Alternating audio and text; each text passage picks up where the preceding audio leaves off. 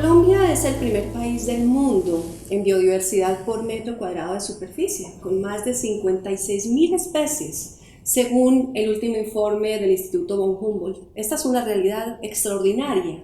Sin embargo, en Colombia ya lo estamos evidenciando, sintiendo como si fuera algo ordinario.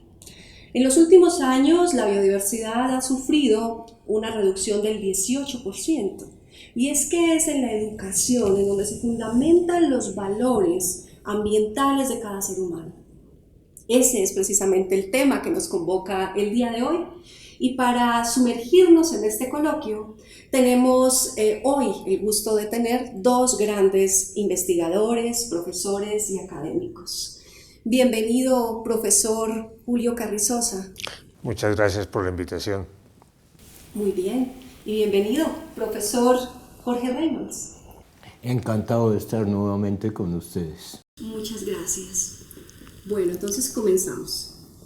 Profesor Carrizosa, en su libro Colombia Compleja, propone que en coherencia con la interpretación de la realidad colombiana, la formación ambiental debe orientarse realmente hacia una educación ambiental compleja.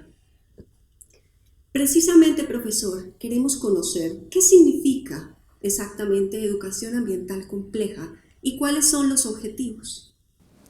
Bueno, lo que yo he estado llegando a identificar es que hay unas formas de ver el mundo diferentes y que los que nos hemos preocupado por el tema ambiental podemos identificar esas formas de ver el mundo y además podemos enseñarle a la gente que no los ve así a que trate de verlo en la forma como nosotros vemos el mundo. No es una forma muy extraña, yo creo que es muy cercana a las capacidades que realmente tenemos los seres humanos. Y lo que pasa, pensamos nosotros, es que a lo largo de nuestra educación y de acuerdo con las experiencias que hemos tenido, el concepto de modelo mental, que es obra de los psicólogos cognitivos, explica mucho cómo se va limitando la forma de ver. Según los psicólogos cognitivos, a lo largo de la historia de cada persona, inclusive desde el vientre materno, el cerebro se va condicionando a lo que le sucede y a las historias que le cuentan. Y esas condiciones van estableciendo velos, van estableciendo filtros.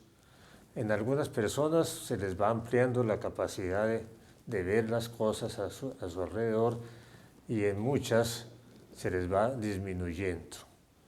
O sea, se va estableciendo una forma muy limitada de ver el mundo.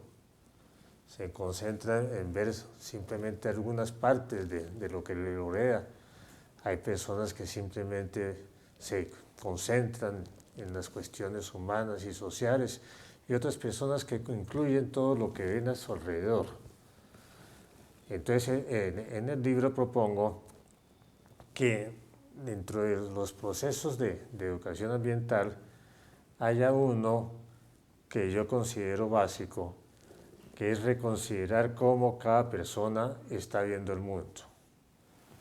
Y esa reconsideración se puede hacer en cualquier momento, en la escuela primaria, antes de la escuela primaria, porque en ese momento también algunos cerebros pueden estar limitados.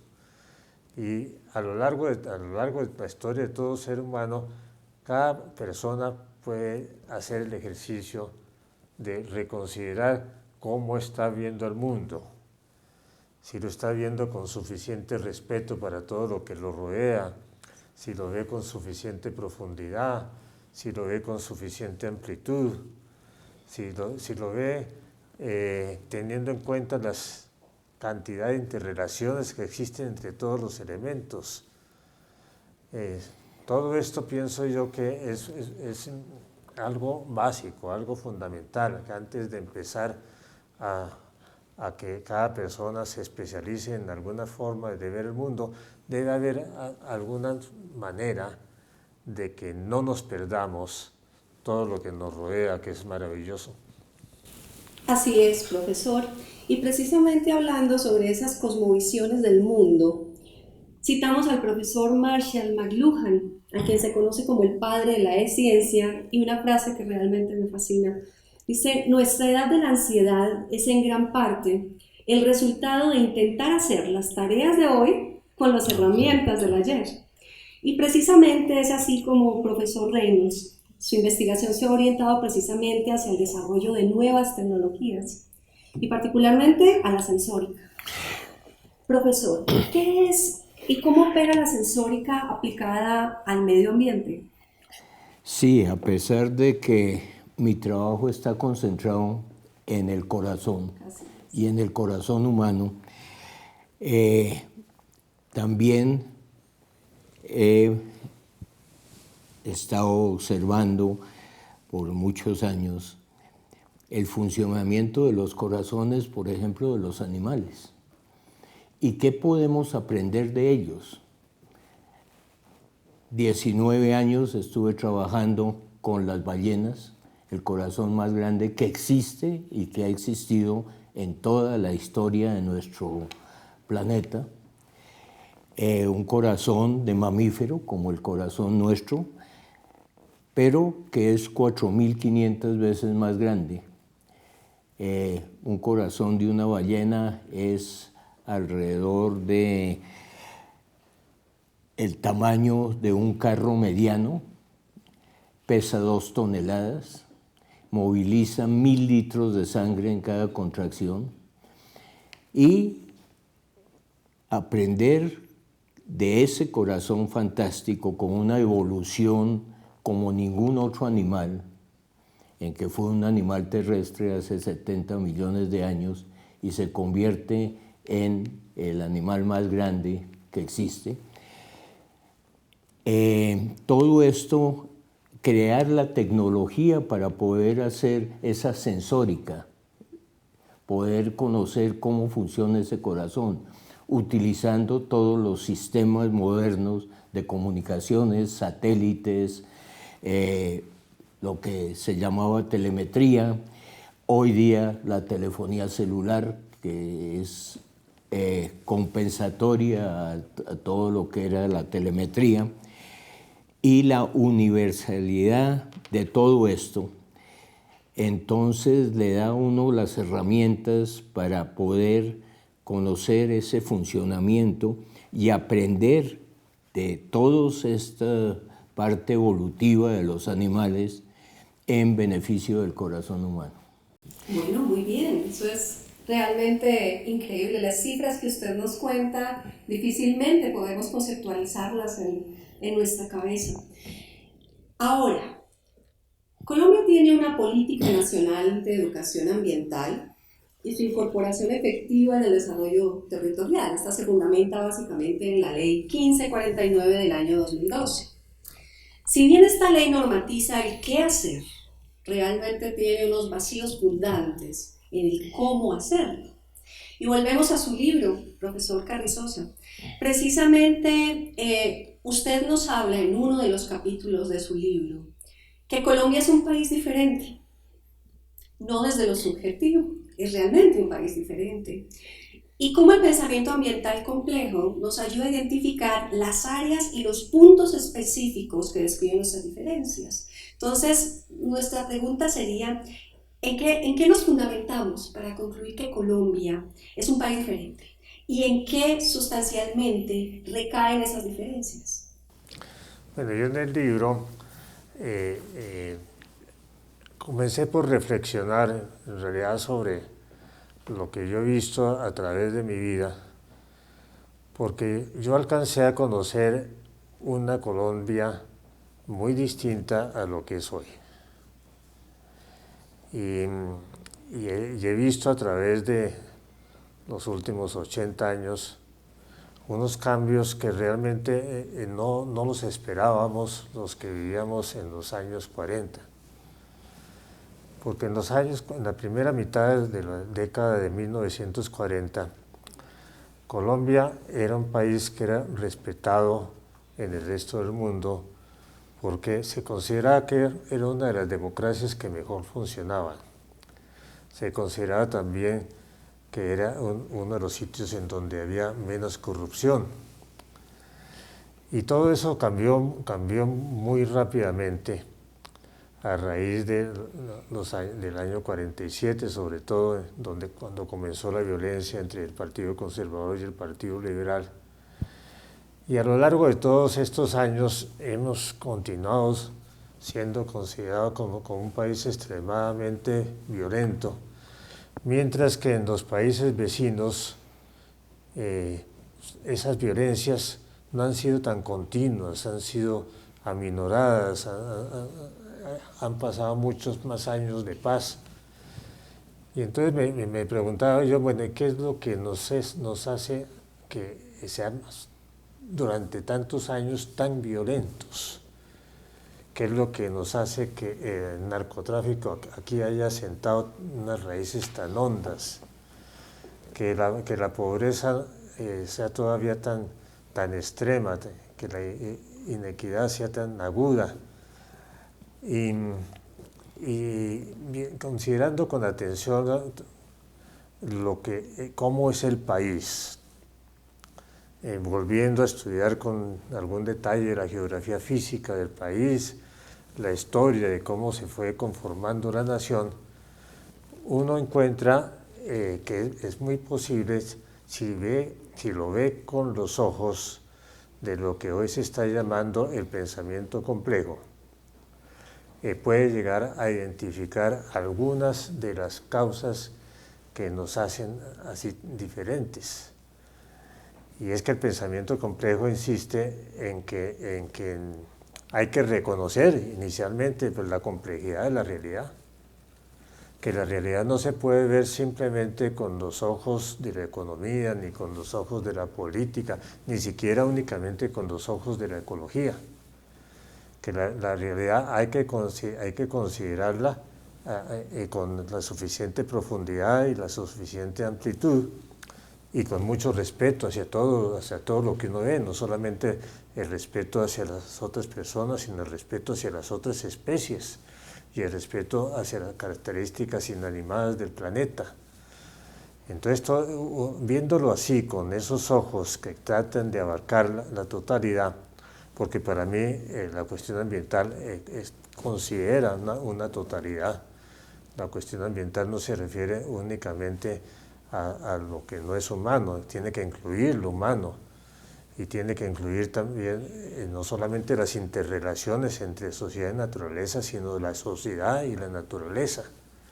O sea, es un problema difícil naturalmente, pero al considerar así esas totalidades, uno entiende cosas de lo que ha sucedido en Colombia. Y se puede concentrar en algunos detalles, por ejemplo, se puede concentrar en si la geografía física de Colombia es igual a la de Ecuador, a la de Venezuela, a la de Panamá, a la del Perú, porque las diferencias se aprecian en los vecinos también. Entonces, y llega uno a la conclusión de que no, de que hay unas características de nuestra geografía física, del conjunto de ecosistemas donde nos asentamos como nación, que son diferentes. Entonces, tiene uno que llegar a tratar de identificar, bueno, ¿en qué son esas diferencias? Son las tres, la forma como los Andes se dividen en tres al entrar en nuestro territorio, la existencia de costas tanto en el Pacífico como en el Atlántico, la existencia de tres de las grandes regiones, la andina, la amazónica, la del Caribe, todas estas cosas que a menudo nos las enseñan o nos las enseñaban porque ya poca geografía física se entiende, se aprende. Todas estas cosas nos han enseñado a verlas como riquezas, que es un fenómeno que sucede a menudo en estos momentos, que se utilizan palabras que tienen que ver es con las ciencias económicas para describir la realidad. Y yo insisto entonces en que más que rico, el país es muy complejo y es muy bello. Y que esas cuestiones como las 3 cordilleras que consideramos que es una riqueza, los 2 océanos que consideramos que es una riqueza, lo que induce son una multitud de interrelaciones, una multitud de elementos que hacen muy difícil predecir lo que va a suceder. O sea, esto es como el reino de la incertidumbre, ¿no? Y entonces cuando uno ve el país en una forma simple, es un país riquísimo que ha sido mal manejado, por ejemplo, que es la visión más general, pues resulta que no es tan, es algo mucho más difícil de describir que lo que se describe con esa frase. Bueno, nos evocaba el profesor Carrizosa en lo que podrían ser las palabras de Eduardo Galeano, el ayer, el hoy y el mañana de Colombia. Y precisamente queremos indagar con usted, profesor Jorge, ¿cuál considera usted que podría ser el mañana de la investigación, el desarrollo tecnológico y la innovación en todo lo que tiene que ver con el sector medioambiental? ¿Cómo aventura usted ese futuro? Sí, sin lugar a duda, desde hace más o menos 10 años ha comenzado la tecnología a dar las herramientas, no solamente para la parte ambiental, sino para gran cantidad de diferentes profesiones. Conocer más de nuestros mares, conocemos más del espacio que de los mismos mares donde vivimos. Así es. Entonces la tecnología ha ido volviéndose herramientas para conocer, preservar más la vida de nuestro planeta, la fauna, el medio ambiente y demás.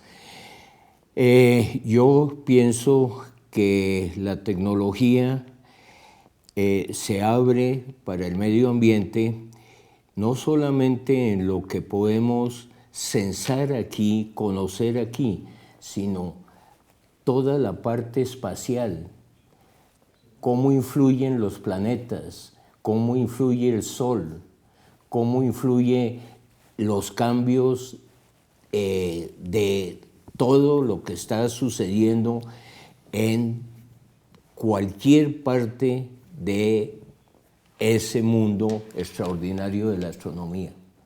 El mismo planeta está cambiando por campos magnéticos, todo esto, y obviamente todo esto nos hace que cambie el medio ambiente. La tecnología nos da las posibilidades cada día de conocer más esos cambios que eran misteriosos, que no sabíamos de dónde veníamos, y ayudará a mejorar las condiciones. El hombre cada día va a vivir más años, entonces tenemos que pensar que hoy día se piensa que para el año 2035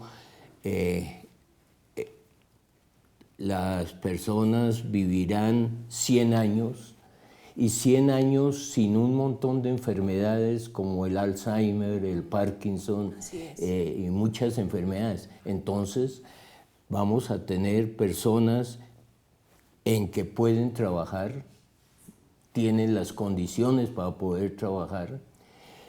Entonces también las leyes, todo esto tiene que acondicionarse, porque si vamos a tener personas de 100 años, ¿quién va a pagar las pensiones?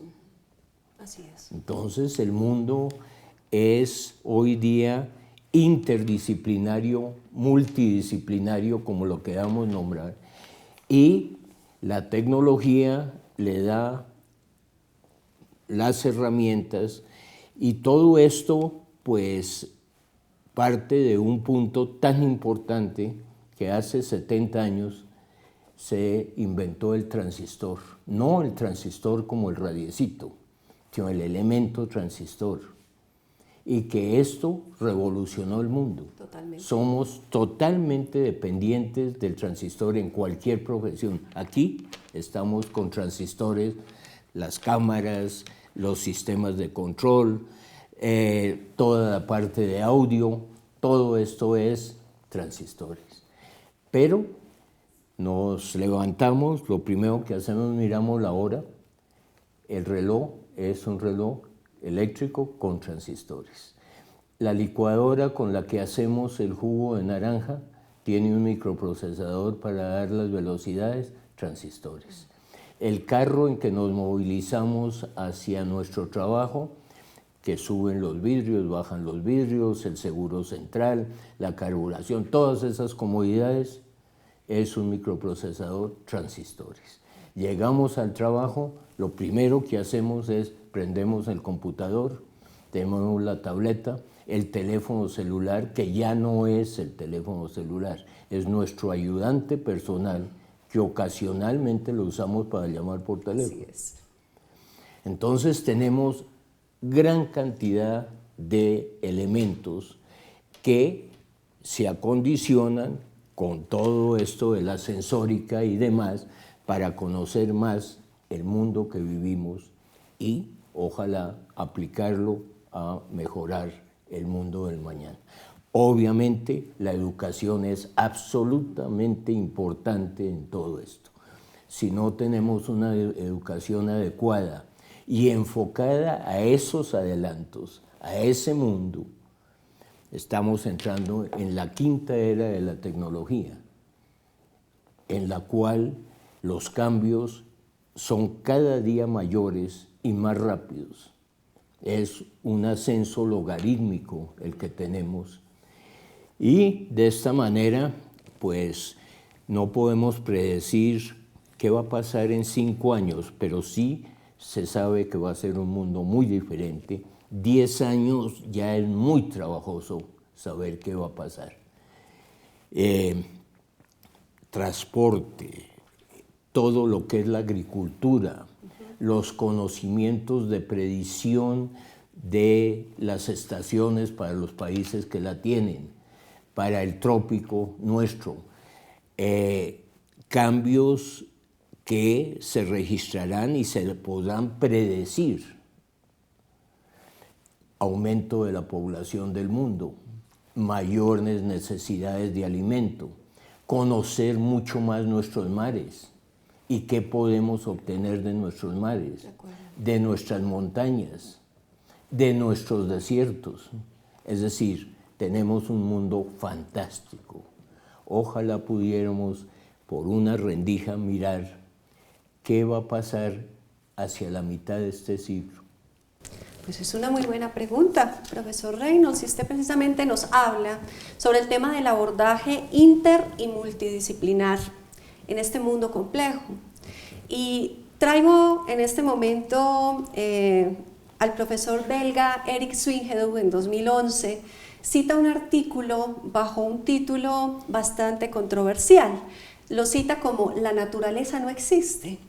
Y básicamente él lo que argumenta es que el significado del término naturaleza es tan complejo en nuestro universo simbólico que realmente se transforma en un significante flotante, citando términos del profesor Lacan. Y viene la siguiente pregunta, profesor Carrizosa. ¿Cómo se deben abordar esas miradas multidimensionales desde la academia para enfrentar problemas ambientales complejos y dejar de caer en el reduccionismo propio de las disciplinas? Bueno, esa es la pregunta principal. Y es una de las preguntas que estamos tratando de abordar desde este grupo, que aquí hace una primera presentación que se llama Futurible y que reúne bajo la dirección de Diego Betancourt, al profesor Reynolds, al profesor Ernesto Gull, a varias personas que siempre hemos estado preocupados por el país desde el punto de vista de la ciencia y la tecnología. Y bajo el concepto de lo que acaba de expresar Jorge, de la necesidad de tratar de ver el futuro. que es algo que a lo largo de los años que han pasado tan tremendos se ha ido desapareciendo en Colombia, la necesidad de los estudios a largo plazo. Uno de los miembros del grupo, Paolo Lugare, es una de las personas que ha insistido en eso y que ha construido ya espacios en donde se puede no solamente prever el futuro, sino tratar de reconstruir los inicios del futuro.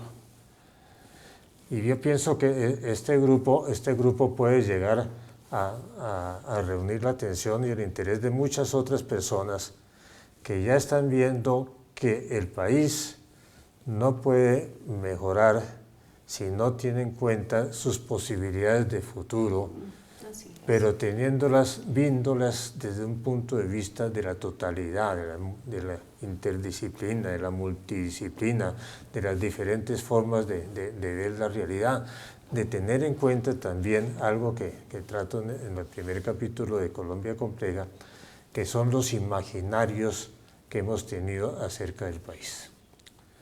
Que es algo que no lo hemos estudiado con cuidado y que hoy día ya está entrando con mucha fuerza dentro de las ciencias políticas a raíz del profesor Anderson, que dice que las naciones se conforman cuando un grupo de gente comparte imaginarios.